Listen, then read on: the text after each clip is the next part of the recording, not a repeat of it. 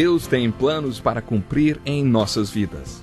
Essa é a mensagem de toda a Bíblia e é isso mesmo que estamos estudando aqui no Encontro com a Palavra, escrito pelo pastor Dick Woodward e narrado pelo pastor Edson Bruno.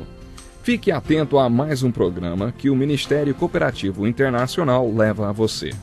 Com você agora, pastor Edson Bruno. Olá, seja muito bem-vindo a mais um Encontro com a Palavra. Nós estamos estudando o Evangelho de João, versículo por versículo, e agora nós estamos no capítulo 18. Vamos retomar o estudo a partir de onde paramos no último programa, o versículo 28. Na primeira parte da oração do Senhor, no capítulo 17, vimos que Jesus orou pela sua própria vida e pelo seu ministério, enfocando a hora em que seria glorificado. Esta hora estava se aproximando. Já dissemos que quando falamos nesta hora, não estamos nos referindo à hora de 60 minutos, mas à hora sagrada para a qual Jesus veio a este mundo. Esta hora tinha a ver principalmente com sua morte e ressurreição, mas envolve mais do que isto. Vimos no último estudo que Jesus passou por 2 julgamentos. João não cita o julgamento diante de Caifás, o sumo sacerdote. Esse julgamento foi citado nos evangelhos de Mateus, Marcos e Lucas e foi um julgamento religioso. Neste julgamento consideraram Jesus culpado de blasfêmia, mas não puderam sentenciá-lo à morte. Por isso deveria haver um outro julgamento feito por Roma. João relata o julgamento falso diante de Anás. Anás era o poder corrupto por trás de um sacerdócio corrupto. Quando Jesus purificou o templo, tornou-se inimigo pessoal de Anás, e por isso Anás quis ficar frente a frente com Jesus mais uma vez. Mas o verdadeiro julgamento religioso foi diante de Caifás, que não foi citado por João. João enfoca mais o julgamento romano. Como os líderes religiosos queriam que Jesus fosse executado, mas não tinham autoridade para sentenciá-lo à morte, foi necessário um julgamento romano. Este é o assunto da passagem que vai de João capítulo 18, versículo 26, até o capítulo 19, versículo 16. Vamos refletir um pouco sobre o drama deste julgamento. Neste contexto, Pôncio Pilatos, governador de Roma, aparece na narração.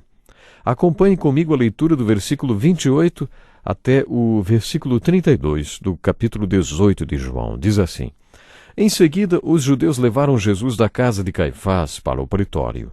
Já estava amanhecendo e, para evitar contaminação cerimonial, os judeus não entraram no pretório, pois queriam participar da Páscoa. Então Pilatos saiu para falar com eles e perguntou: Que acusação vocês têm contra esse homem? Responderam eles: Se ele não fosse criminoso, não o teríamos entregado a ti. Pilatos disse: Levem-no e julguem-no conforme a lei de vocês. Mas nós não temos o direito de executar ninguém, protestaram os judeus. Isso aconteceu para que se cumprissem as palavras que Jesus tinha dito, indicando a espécie de morte que ele estava para sofrer. Acabamos de ler o início do julgamento romano de Jesus.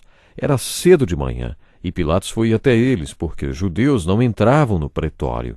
Eles estavam no pátio e Pilatos foi até eles com uma pergunta. Esta pergunta era perfeitamente lógica para um juízo romano. Que acusação vocês têm contra este homem? Ele queria saber exatamente quais eram as acusações que levaram Jesus àquele julgamento.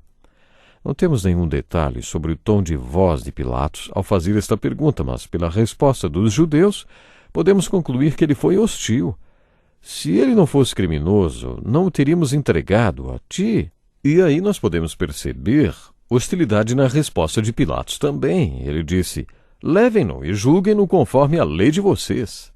Em outras palavras, Pilatos está se recusando a pegar aquele caso e julgar aquele homem.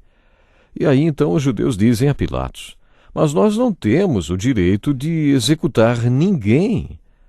No versículo 32, João acrescenta mais um dos seus comentários. Ele diz assim: Isso aconteceu para que se cumprissem as palavras que Jesus tinha dito, indicando a espécie de morte que ele estava para sofrer.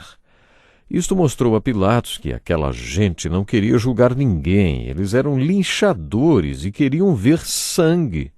Eles queriam crucificação. Pilatos percebeu que o problema era mais sério do que ele imaginava. Lemos no versículo 33 isso. Pilatos então voltou para o pretório.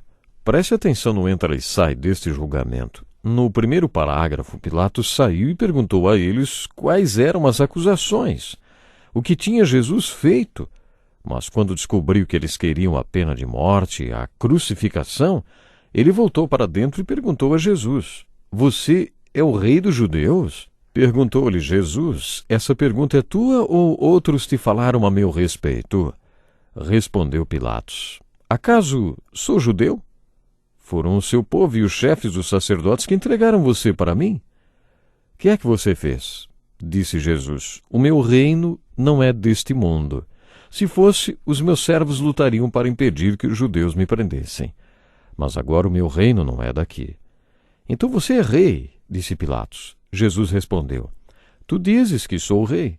De fato, por esta razão nasci, para isto vim ao mundo, para testemunhar da verdade. Todos os que são da verdade me ouvem. Que é a verdade? Perguntou Pilatos. Ele disse isso e saiu novamente para onde estavam os judeus e disse: Não acho nele motivo algum de acusação. Contudo, segundo o costume de vocês, devo libertar um prisioneiro por ocasião da Páscoa. Querem que eu solte o rei dos judeus?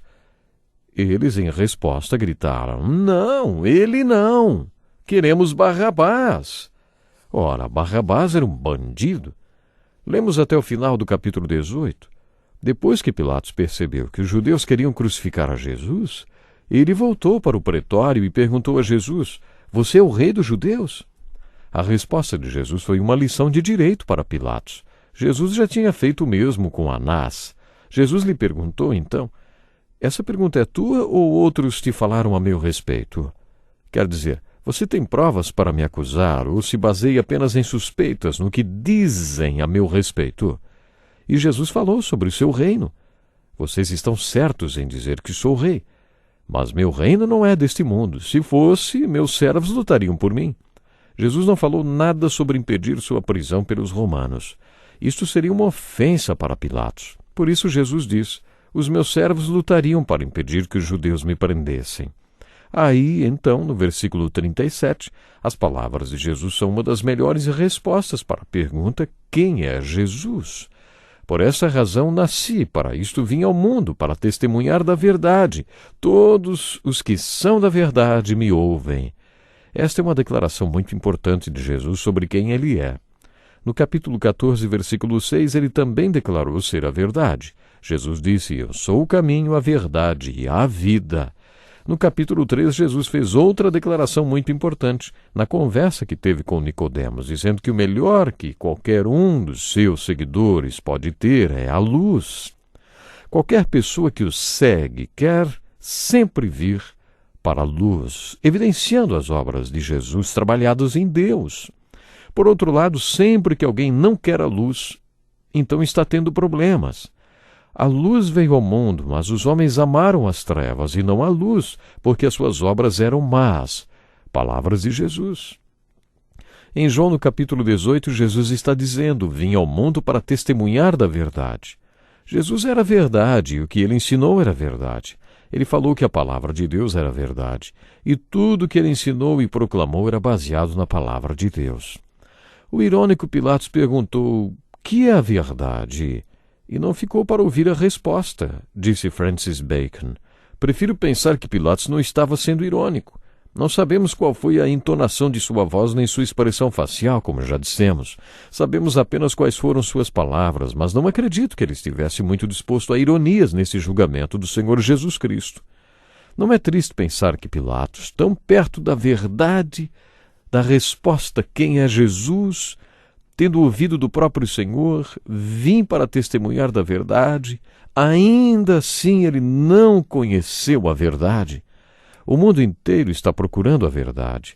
Alguém já disse que a psicologia, não baseada nas escrituras, nem na teologia, é como estar em um quarto escuro à procura de uma cama preta que nem está lá.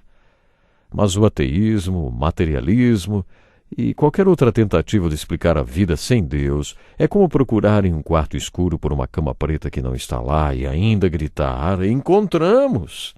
O mundo inteiro está procurando a verdade. A verdade está em Jesus Cristo. Ele foi a verdade personificada. e ele foi a maior testemunha da verdade que o mundo já teve. O ensino de Jesus foi a verdade incomparável a qualquer coisa que o mundo já ouviu. O capítulo 19 conta que Pilatos deve ter entrado quando eles recusaram sua oferta de soltar Jesus naquela Páscoa. Eles escolheram Barrabás, isso mesmo. Alguns dizem que Barrabás era filho de um rabino.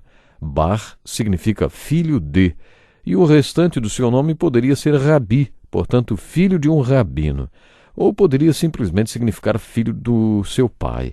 Mas, de qualquer forma, eles preferiram Barrabás. Preferiram soltar Barrabás.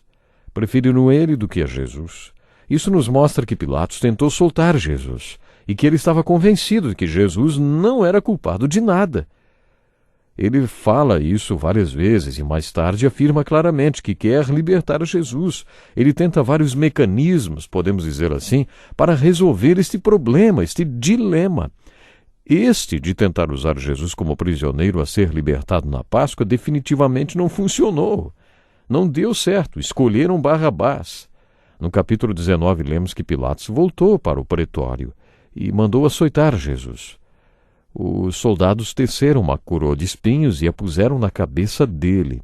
Vestiram-no com uma capa de púrpura e, chegando-se a ele, diziam: "Salve, Rei dos Judeus!" e batiam-lhe no rosto. Pilatos deve ter feito isto tentando apelar para a compaixão da multidão.